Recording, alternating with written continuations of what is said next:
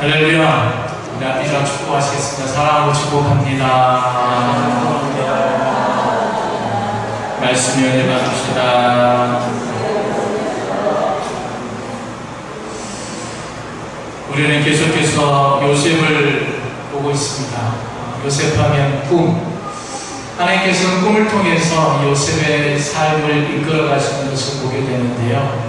오늘 말씀 가운데 보면 창세기 오늘 41장에 보면 바로의 꿈을 통해서 하나님께서 요셉을 인도하시는 것을 우리가 보게 됩니다. 바로 왕이 꿈을 꾸었습니다. 그 꿈의 내용은 두 가지 꿈이 나오는데, 첫 번째 꿈은 나일 강가에서 살진 7 암송아지가 열심히 풀을 뜯어먹고 있는 한가로운 풍경이 그려졌습니다. 근데 갑자기 난데없이 어디선가 깡마르고 파리한 흉측한 또 7 암소가 갑자기 튀어나오더니 이 흉측한 7 암소가 이 살찐 암소를 잡아먹는 것입니다. 이런 소가 소를 잡아먹는 거 얼마나 놀라겠어요. 네. 별로 놀라지 않았을까? 정말 깜짝 놀랐대요. 깜짝. 네. 놀래서 바로 잠을 깼어요. 잠을 깼는데 무슨 꿈인가 하다가 흠적흠적하다가 그래도 가까워서 또 잠을 청합니다.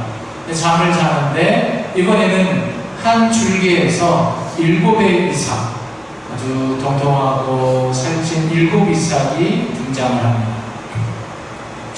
그걸 보고 있는데 갑자기 또 한 줄기에서 이제는 동풍에 마르고 삐쩍 마른 또 7 이삭이 나타나더니 이 마른 이삭이 이 풍성한 7 이삭을 또 삼키는 것입니다. 또 깼어요.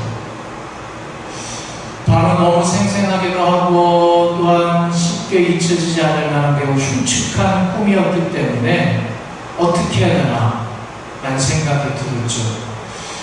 이 꿈에 나일강이 나오니까 또 꿈에 또 소가 나오니까, 여러분 애굽에 있어서는요, 그 당시 소는 신을 상징했습니다. 신을 형상한 게 소였어요. 그래서 여러분 출애굽기 기록에도 보면 모세가 시내산에 올라갔을 때 사람들이 아론에게 찾아와가지고 우리를 위해서 하나님을 만들어 달라라고 했을 때 아론이 무엇을 만듭니까? 금송아지를 만들죠. 왜요? 애굽에서 그들이 신하면 떠오르는 게 소였기 때문에, 그래서 소의 형상을 만들어서 그렇게 하나님이다라고 한 것이죠. 여하튼 나일 강가에요, 또 소가 등장해요. 또 그리고 곡식이 나오니까 이건 무슨 먹을 거와 관계된 일이고, 분명히 나일강이니까 우리나라와 연관이 깊고, 그런 생각이 들면서 이것은 우리나라의 먹을 거와 관계된 매우 중요한 꿈이다라는 생각이 든 것이죠. 근데 이 꿈의 내용은 기억은 나는데 이 꿈을 어떻게 해석해야 될지 여러분 깜깜한 것입니다. 그래서 바로 아침이 되자마자 즉시 그 날에 이 꿈 해몽가는 두 번째가는 서울 만한을 다 끌어모으고, 또 당대의 지식인들 다 끌어모으고, 점술가들, 해몽할 만한 여러 지혜자들 다 끌어모읍니다. 몽땅 모읍니다. 8절 말씀 보시면 아침에 그의 마음이 번민하여 상을 보내어 애국 사람 모든 지혜자들을 끌어모았다라고 기록을 하고 있습니다. 그런데 큰일입니다. 왜요? 그 모든 사람들이 바울의 꿈을 이야기를 들었지만 이 꿈을 해석하지 못합니다. 이 꿈에 대해서 바울의 마음을 시원케 할 만한 답을 어느 누구도 내놓지 못합니다. 도대체 풀 길이 없습니다. 그렇게 막막하던 차에 이 바왕 옆에서 술 맡은 관자, 요셉의 꿈 해몽을 통해서 감옥에서 풀려났던 그 술 맡은 관장이 2년이 지난 후에 되어서야, 지금 오늘 본문에 되어서야 이 요셉이 기억난 겁니다. 기억나서 바로 왕에게 이야기하는 것이죠. 왕이시여, 제 지난 과거를 기억합니다. 제 지난 과거에 왕에게 화를 입어서 감옥에 가셨을 때 그 감옥에서 저희들은 떡국 마람장과 저는 같이 꿈을 꾸었습니다.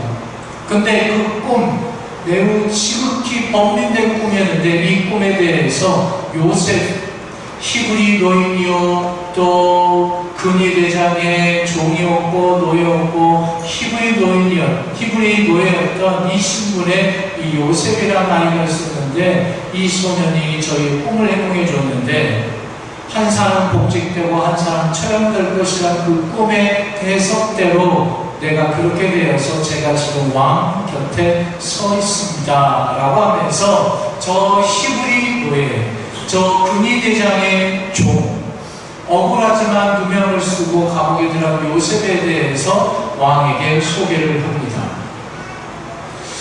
근데 여러분, 바울이 그래? 그러면 지금 바울 입장에서 찬박도움과 가를 때가 아니거든요. 그래서 그 아이를 불러오라라고 얘기합니다. 그래서 여러분, 이 술 맡은 바울장이 그렇게 부탁한 대로 소년이 왕 앞에 섭니다. 14절 말씀 보시면 이에 바로가 사람을 보내 요셉을 부르매 그들이 급히 그를 옥에서 내놓은지라 요셉이 곧 수염을 깎고 그의 옷을 갈아입고 바로에게 들어갔다라고 기록하고 있습니다. 여러분 여기 14절을 주목해 보십시오. 거기에 급히 곧이라는 단어가 등장합니다. 급히 곧. 여러분 모든 일이 굉장히 바쁘게 진행되고 있음을 성경은 이야기하고 있습니다. 여러분 하나님의 응답이 하나님의 일하심이 되게 느려 터지게 여겨지십니까? 언제 되려고 하나 라는 생각이 드십니까? 근데 우리 하나님이요 한 번 하시면요 급하게 서두르시면 이렇게 하세요. 전 여러분들이 그 은혜가 있으시길 바랍니다. 하나님께서 그러게 급하게 만져주시는 축복과 은혜를 경험하시기를 바랍니다. 여러분 여하튼 이렇게 종의 옷, 죄의 옷을 입었던 요셉이 이제 왕을 만나기 위해서 새로운 옷으로 갈아입고 왕 앞에 섭니다. 이때 왕이 질문하죠. 내가 들으니 너는 꿈 이야기를 들으면 잘 푼다고 들었다 라고 얘기합니다. 여러분 이야기 들어보세요. 왕이 요셉에게 얘기합니다. 너는 꿈 이야기를 잘 듣고 풀어준다고 하더라 라는 이야기를 합니다. 여러분 요셉에 대한 강한 신뢰가 느껴집니까? 강한 신뢰가 없어요. 그냥 조금 한 자리 깔고 알을 내려다보고 이야기를 하는 것이죠. 여러분 이집트의 왕 바로는요 그 바로라는 이름의 뜻이 왕이라는 이름의 뜻이고요. 그리고 바로는 그 당시에 태양의 아들, 여러분 파라오라는 게 태양의 아들이라는 뜻이거든요. 파라오. 이 태양의 아들, 나는 신의 아들이다, 거의 난 신이다 라고 하면서 자신에 대해서 경배하고 자신에게 엎드리고 자신을 위해서 제사를 드릴 것을 강조했던 시대가 바로 지금 애굽왕 이 시대거든요. 그러니까 신의 아들이 여러분 모르는 게 없다고 생각하지 않겠어요? 근데 이 왕이 요셉에게 애굽 사람도 아니에요, 저 히브리 사람이에요, 또 종이에요, 노예예요, 아주 천박해요. 왕이 평생에 가서 쳐다보지도 않을 존재인 이 소년에게 왕이 체면 무릅쓰고 묻는 거예요. 너 꿈 이야기를 들으면 푼다고 들었어. 자존심을 팍 깔아 안고 이 바로 왕은 요셉에게 묻는 것입니다. 여러분 세상 놀라면 얼마나 모양 빠진 모습이겠습니까? 그런데 바로 이 상황 여러분 바로 왕이 요셉에게 물어볼 수밖에 없는 상황, 이 상황을 누가 만드셨을까요? 하나님께서 만드셨습니다. 하나님께서 예비하신 상황이다라는 겁니다. 근데 요셉은 쉽게 하면 속칭 판이 깔렸어요. 근데 요셉이 그래요? 제가 그 밤에 좀 은사가 있죠. 말씀해 보시죠. 제가 풀어드리겠습니다. 재수없죠? 이렇게 얘기하지 않았어요. 이렇게 얘기하지 않았어요. 16절 말씀 뭐라고 합니까? 요셉이 바로에게 대답하는데 내가 아니라 하나님께서 바로에게 편안한 대답을 주실 것입니다. 내가 아니라 하나님께서 당신에게 평안을 주실 것입니다. 여러분 요셉은 지금 꿈 이야기를 미리 들은 게 아니거든요. 감옥에서 이 궁궐까지 오는 도중 안에 이 바로의 꿈 이야기를 미리 들은 것도 아니고 바로를 만나자마자 바로가 얘기한 것도 아니에요. 들은 것도 없어요. 근데 미리 요셉은 평안을 선포합니다. 여러분, 듣고 난 다음에 해결 못하면 어떻게 될까요?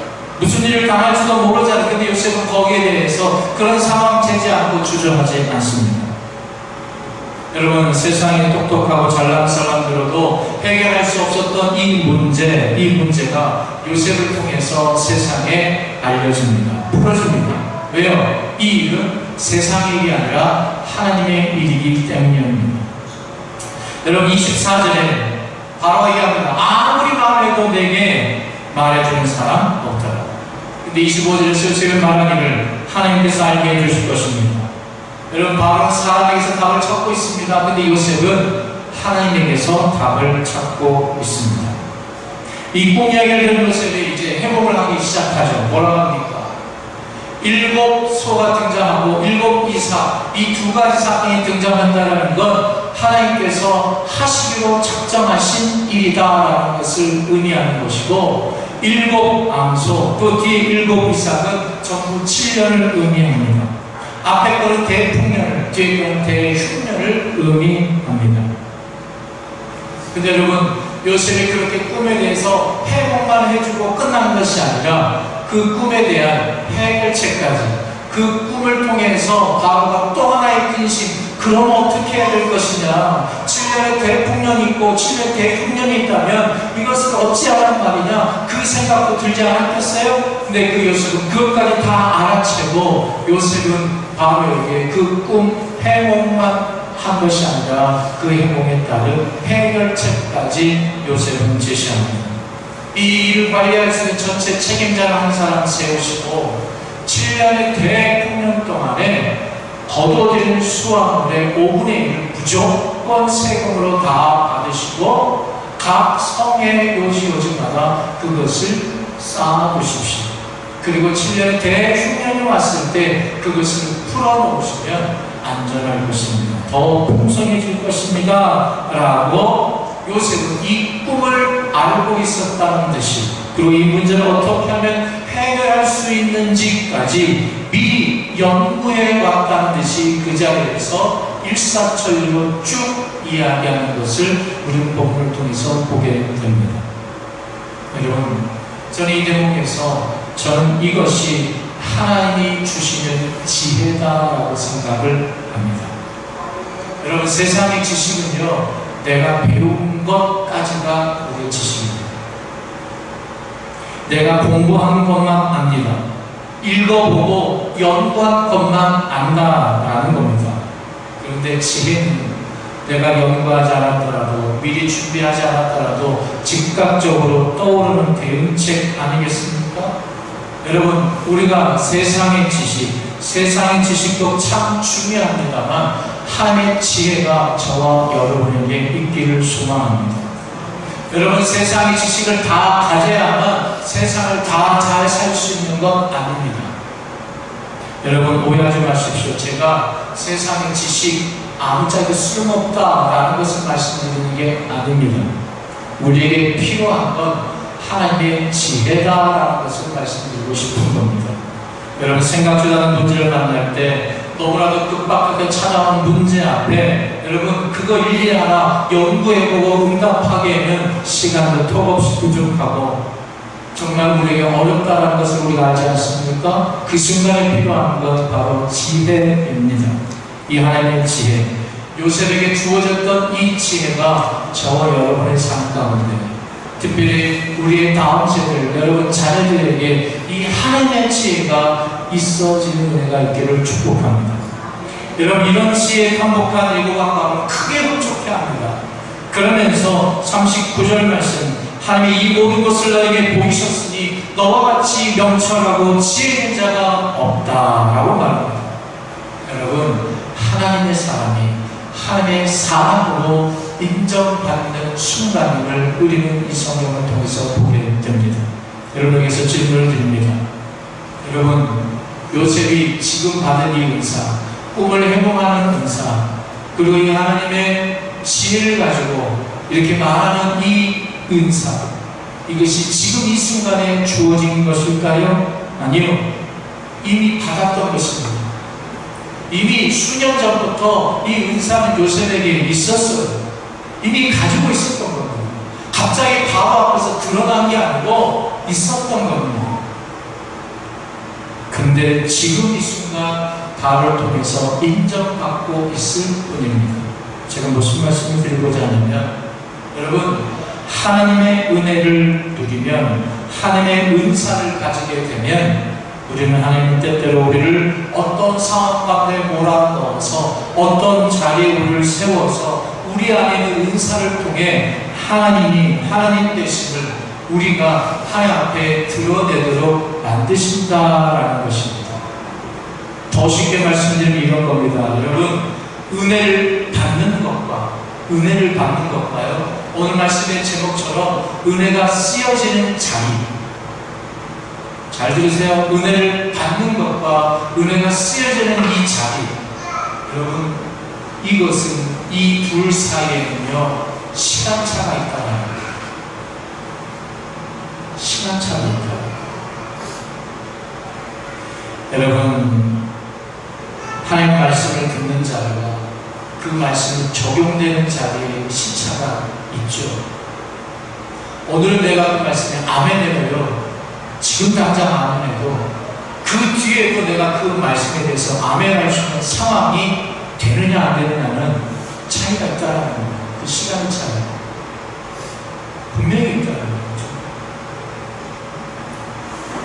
오늘 내가 기도하며 기쁨 가운데 은혜 가운데 살아가는 은혜의 삶과 그 은혜의 삶이 언젠가 이겨낼 수 있는 힘이 되어 내가 언젠가 만나게 될 환난과 역경과 어려움 가운데 그것을 극복해내는 힘이 되는 그 순간과 차이가 있다는 겁니다. 시간적 차이가 있다는 것을 꼭 기억해야 합니다.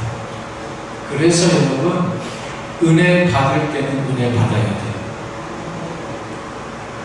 은혜 받아서 지금 당장 내가 그 은혜를 받아서 그걸 가지고 내가 오늘의 어려움을 이겨내는 것뿐만 아니라 이것이 쌓이고 이 내 안에 영적인 근육으로 만들어져서 시간이 지나 어느 날에 어떠한 상황 가운데 이 은혜가 쓰여질지 우리는 모르기 때문에 우리는 은혜를 받아야 될 때 받아야 한다는 것입니다. 여러분, 오늘 내가 받고 있는 은혜는 언젠가 내 신앙의 흉년을 때를 견뎌낼 수 있도록 오늘 미리 쌓아주시는 하나님의 역사임을 꼭 기억하시길 바랍니다. 제가 저번에 말씀드렸던 것 같아요. 여러분, 홍수일 때는요 저수지의 깊이를 알 수 없습니다. 그렇죠? 근데 가물어지면 저수지의 깊이가 드러납니다. 한 달이 지나도 저수지에 물이 있으면 와, 깊다. 두 달이 지나도 놀랍다라고 생각할 정도로 우리 저수지의 깊이를 뼈저리게 느끼게 되는 것이죠. 여러분, 하나님의 은혜 받을 때는 그 은혜의 깊이를 우리가 잘 모릅니다. 근데 그 은혜가 쓰여지는 자를 만날 때 우리 그 은혜의 깊이를 알게 된다라는 것이죠. 여러분, 다시 말씀을 돌아와서 바로는 기분이 너무 좋았습니다. 그래서 그가 그 자리에서 요셉을 애굽의 최고의 반지 총리로 세웁니다. 그리고 왕의 반지를 뺍니다. 이 인장 반지라고 하죠. 인장 반지, 도장 반지라는 거예요. 도장 반지는 뭐예요? 결정하는, 사인하는 절대 반지라는 겁니다. 그러니까 이제 이 반지를 빼서 요셉에게 줬다는 건 무엇입니까? 이제는 너가 모든 결제를 해라. 최종 결정권을 요셉에게 준 것입니다. 종이 옷을 벗기고 청리옷 세마포 옷을 입혀줍니다. 그리고 왕이 파는 수레도 그에게 줍니다. 그러면서 바로가 말하기를 애굽 온 땅에서 너의 허락 없이는 수족을 마음대로 놀릴 자가 없으리라. 여러분, 정말 어마어마한 고난이 요셉에게 주어졌습니다. 은혜가 쓰여지는 그 자리에 이 어마어마한 권력이 요셉에게 주어졌습니다. 그의 나이 몇 세예요? 성경에서 말합니다. 그의 나이 30세. 여러분, 이 나이 30세 얼마나 젊은 나이입니까? 이른 나이입니다. 아니, 총리가 되더라도 되게 너무 빠른 나이라고 얼마든지 얘기할 수 있죠. 겨우 30. 근데 여러분, 요셉 입장에서 보면 겨우 30이 겨우 30일까요?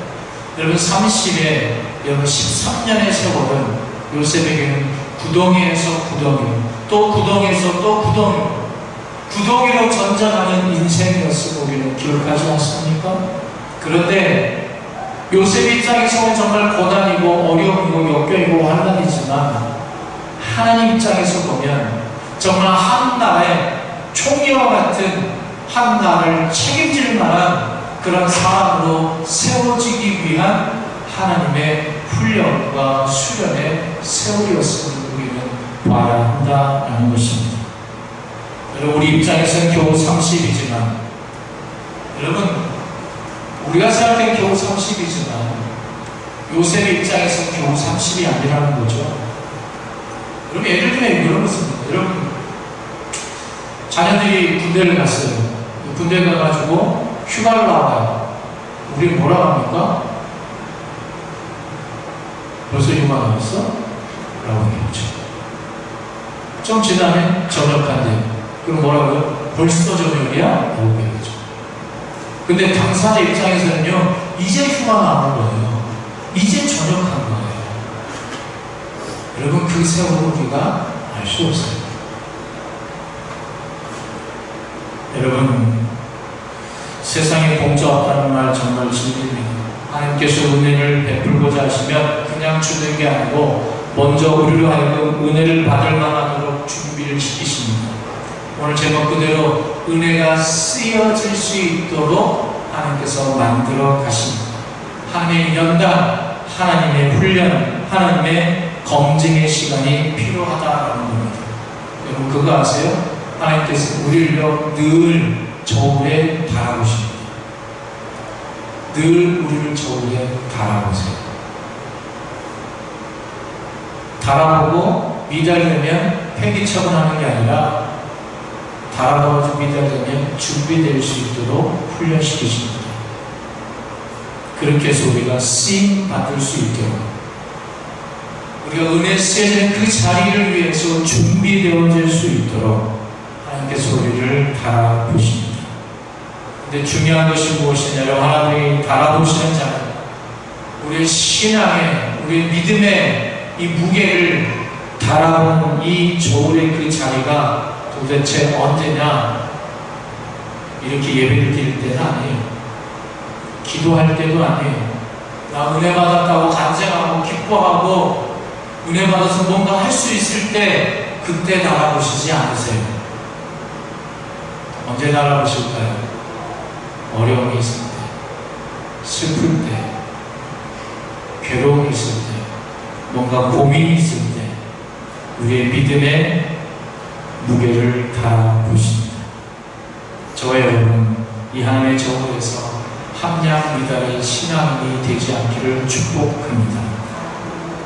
여러분, 요셉이 총리가 된 것은 그의 인생의 부동에서 인정받은 것이지, 여러분, 소위 잘 나갈 때 여러분 그렇게 된 것이 아닙니다. 여러분, 은혜가 쓰여지는 자리, 여러분 지금 은혜가 쓰여진 자리에 와 계신 것 같습니까? 아니면 여전히 은혜 받는 그 자리에 취해만 되고 계십니까? 은혜에 쓰여진 그 자리가 있음을 기억하고 은혜가 은혜답게 쓰여질 수 있도록 오늘 내 삶 가운데 하나님을 더욱더 믿는 믿음이 더 굳세어진 은혜가 있기를 축복합니다. 부덩이 어려운 가운데 있을 때일수록 하나님의 쓰여진, 하나님의 은혜가 쓰여질 자리가 얼마 남지 않았고, 제가 전에 말씀드린 대로 여러분 터널,